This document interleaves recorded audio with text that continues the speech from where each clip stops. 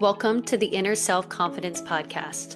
I'm your host, Katie Delamon. Real talk for women who are done overthinking, freezing, or abandoning themselves. If you are ready to feel calm in your body, trust yourself, and speak up without forcing it, you're in the right place.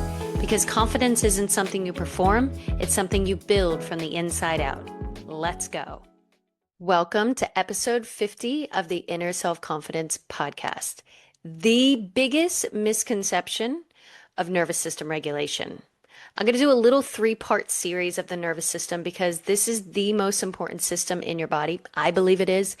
It is regulating your breath, your temperature, your hormones, how you digest food. It is your brain, your spine, and all your nerve endings. And it is how you process, digest from stress. It is your ability to regulate your stress, your hormones, and your emotions. This is, I've said it in my episode, The Science of Stress, but your relationships are just a reflection of your own nervous system health. So if you don't feel like you're very rich in relationships, then I would say that there is a lot of nervous system dysregulation happening in your body.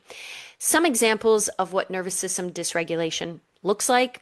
It could be waking up at 3 or 4 in the morning with your mind racing, craving sugar every afternoon, snapping at your partner or your kids over something small, feeling exhausted but unable to relax, shutting down or going silent during conflict, needing everyone to like you, perfectionism where you never feel ready to start, feeling anxious when someone doesn't text you back, feeling physically sick before setting a boundary, or over-explaining yourself to avoid being misunderstood. Now, this is just a few things, but I would say that is a lot of what comes up with my clients.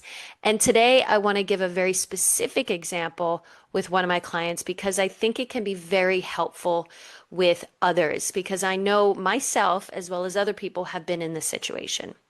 Now, first, nervous system regulation. So many people think, oh, I'm regulating my nervous system. I'm doing self-care. I'm feeling safe in my body.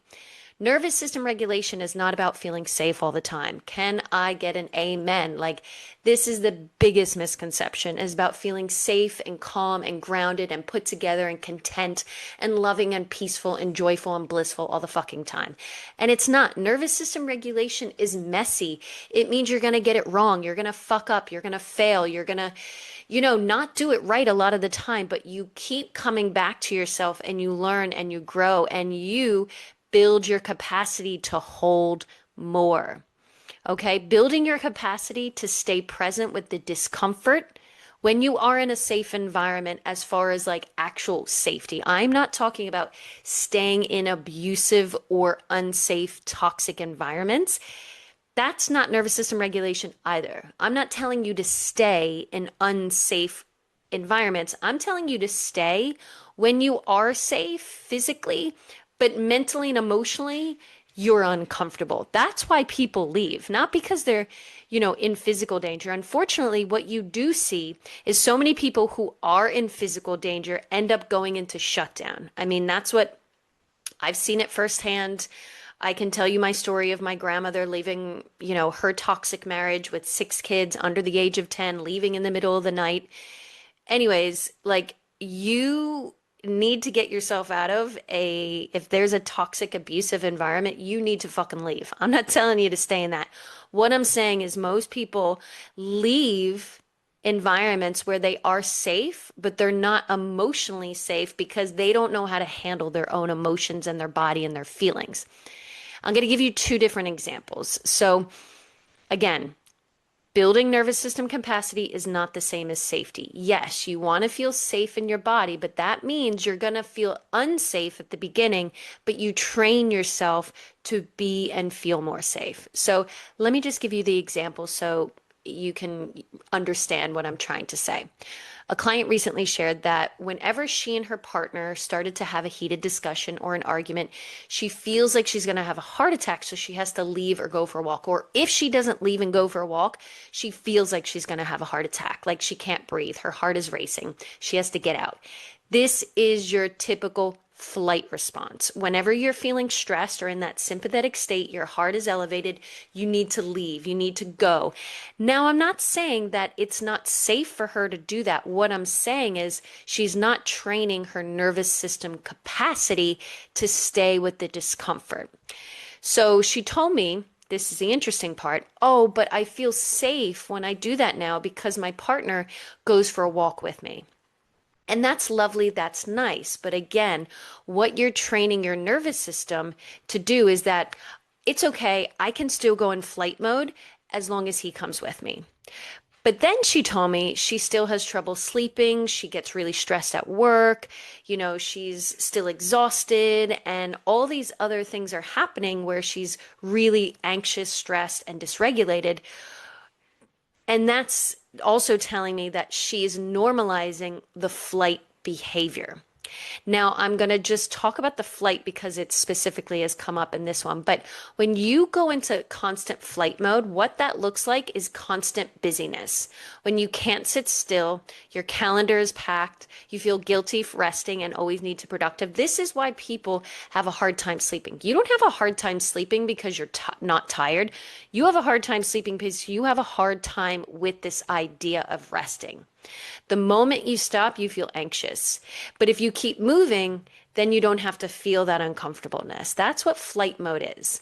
A lot of people who also have flight mode will avoid difficult conversations or avoid doing things that are difficult, even though they might want to really do it. And it could be even setting a boundary with somebody that you really need to set, but you just keep avoiding it. And avoidance feels safer than the conflict. This is not saying that there's anything wrong with you. This is what your nervous system learned to do when you were little. When you were little and you felt stress or fear, this is what your body did. So again, this is not blame. It's just showing you how the dysregulation is showing up in your body and how we learned it from when we were little and what we need to do to build our capacity. Again, I don't want you to get confused, safety versus capacity. They're not the same thing. Imagine every time the anxiety showed up, you left every uncomfortable conversation, you escaped every difficult emotion, and you distracted yourself. Your nervous system never gets the opportunity to learn something new. It keeps learning discomfort equals danger. So next time it sounds the alarm even earlier. And this is why we accidentally reinforce those survival patterns, which again, go to my episode or download my free toolkit. I have a free nervous system toolkit. I've got about 4 or 5 handouts in there. I've got a nervous system reboot program. It's only 92 payments of 97 Australian dollars or 167 Australian dollars, which is so cheap if you actually want to learn about the nervous system. And we go into more depth in my 90 days to inner self-confidence. But when you keep avoiding the discomfort, you're reinforcing that fight, flight, freeze, fawn, or shutdown mode. And again, if you don't know what that is, check it out, toolkit. These are not personality traits. I say this all the time. Your unhelpful habits that you don't love about yourself, they are not your personality traits. They are survival strategies. Now, I don't want you to judge them. That's not what this is about. They're brilliant when your life is genuinely in danger. Absolutely. But if your nervous system keeps using them during everyday situations, you're not actually teaching your body that you're safe. You're teaching it that every uncomfortable feeling must be escaped. What does nervous system regulation actually look like in real life? This doesn't mean I'm forcing you to stay in abusive relationships. I'm actually encouraging you to leave. Please leave abusive, toxic relationships. Never, ever, ever stay for the kids. My grandmother taught me this 2 generations ago. My grandmother left a toxic, abusive relationship in the middle of the night with 6 kids under the age of 10. She lived in poverty and welfare for the rest of her life because that was more important than staying in an abusive relationship. You never, ever fucking stay. I know my mom told me that story multiple times. not to scare me, not to say, poor me, look at me, I'm a victim, but to show me as a woman that you never fucking stay, Katie. You always leave. I don't care how hard it is, but you ask for help and you get the fuck out. My grandmother asked somebody to come pick her up with 6 kids in the middle of the night. A friend came in a Volkswagen Beetle and brought 6 kids and this woman to the Greyhound station from West Virginia to New Jersey. You never stay. Your kids, I don't care what situation you're in. Kids do not learn by what you tell them. They learn by what you model. And if you're modeling by staying in those relationships, your kids will then more than likely do that same habit. Now, I know this is easier said than done, and I'm not in an abusive relationship myself right now, and I do not have children, but I think about my grandmother that night all the time. And that is what, if I was ever in that situation, I would use that as my courage to say, if she fucking did it, so can I. There's always help. If you ask for it, there's always help. People will always help you. Please do not stay in abusive relationships. And I know this episode was not about that, but I cannot stress this enough. I see so many people, so many people I see are in abusive, toxic relationships and they just keep staying. But okay, side note, I'm very passionate about I'm really just passionate about this world. There's way too many stressed out silent women, and I'm really sick of it. They're like, I, I don't know how to stress that enough. We don't need to be stressed and we don't need to be silent. There's something we can do about it. And it doesn't mean that we sit through situations that are genuinely unsafe. I'm talking about the moments where we're actually safe, but your body doesn't believe you are. Maybe it's a difficult conversation. Maybe it's actually speaking up. Maybe it's saying no. Maybe it's receiving feedback. Maybe it's sending an email, launching your business, asking for a pay rise, quitting your job. Your nervous system says, danger. That's not safe because it's unfamiliar. Real nervous system regulation looks like gently increasing your capacity. Instead of leaving after 10 seconds, maybe stay for 20 seconds. Instead of immediately apologizing, take a breath. Don't apologize. Instead of avoiding the conversation for another 6 months, have it this week. Tiny expansions, not giant leaps. This is how you build capacity. And why this matters. Your life will only ever expand to the level of your nervous system that it can tolerate. I did a video on this on Instagram. If you want more money, if you want more love, if you want more success, if you want more visibility, more honesty, all of that is going to come with way more discomfort because more money means more responsibility. More love means more vulnerability. More success means more pressure. More visibility means more criticism. And more honesty means way more uncertainty. If you want more freedom, there is way more uncertainty on that other side. And I'm telling you that from my own personal life. All of the things that I wanted more of came with a lot more discomfort. But if you keep chasing comfort, your world will not only stay small, but get even smaller. When you build capacity gradually, your world gets bigger. And I do also want to share another example from my client. So I worked with my client 2 years ago. She had one baby. I think it was about 6 months. She was toying up with going back to work, starting her own business. She was trying to juggle, still going to the gym, like working out, having a very solid relationship with her partner, her newborn, like all these things. And she felt really overwhelmed, really stressed. And she was going to the gym like 5 days a week. And I could tell that she was very overwhelmed. And she was also having issues with a friend where she felt like she wasn't able to put up her own boundaries and speak her truth. And I'm like, right, let's work together. And so we were building nervous system capacity. And she's like, oh my God, Katie, like I did not realize how stressed I was. She was like, I didn't realize that going to the gym 5 days a week was actually making me worse So what she started to do, she actually started to go to the gym less. She only would go when she felt like she had enough energy, and she wasn't going as hard as often because that nervous energy was what she was using at the gym, which was only making that fight or flight response even worse. Anyways, we worked together for 3 months. She tells me she's pregnant at the end after working together. And I see her, I don't know, 6 months after she had her second baby. She was, she had gone through so much more in those like 9 months since I've seen her, whatever it was. But she was so much more relaxed. I could tell she was so much more happy. She was so much more glowing. I could tell, like, you could just tell when somebody is like not in a good place and they're so stressed and they're like wound up. And you can tell when somebody's a lot more like in that space of feeling good. Like you can see it on people the way you're having conversation.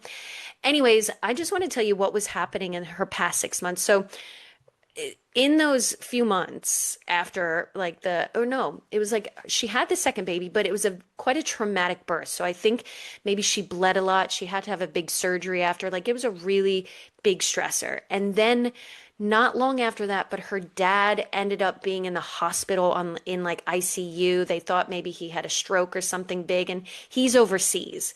Then a few weeks later, her husband's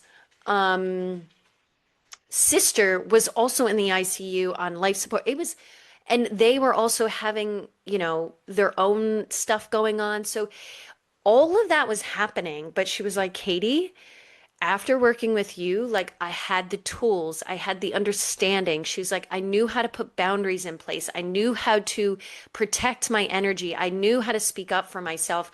I knew how to regulate my nervous system. I knew not how to overdo things. She's like, I knew how to do less. She's like, I started to ask for more help. Like all of these things that seem really easy and really obvious we don't do because we're not practicing it and we don't have anybody else to keep us accountable.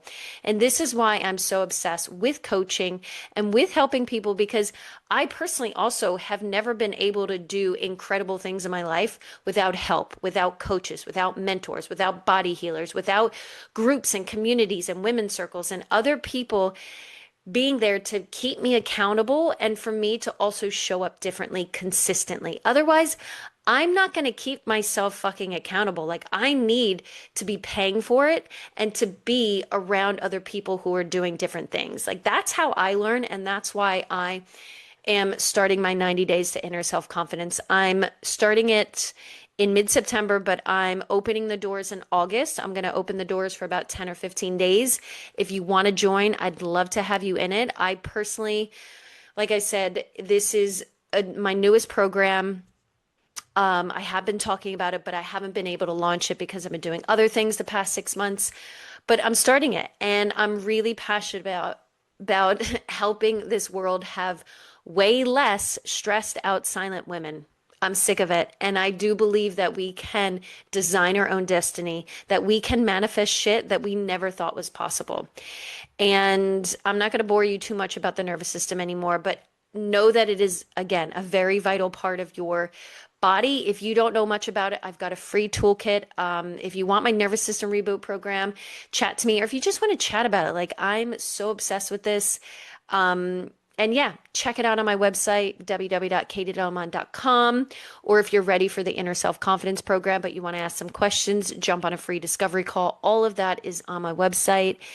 Because before we work on boundaries and before you ever feel confident, before you are able to communicate, you do have to build your capacity. You have to be able to stay with discomfort instead of running from it. That's where the real change begins.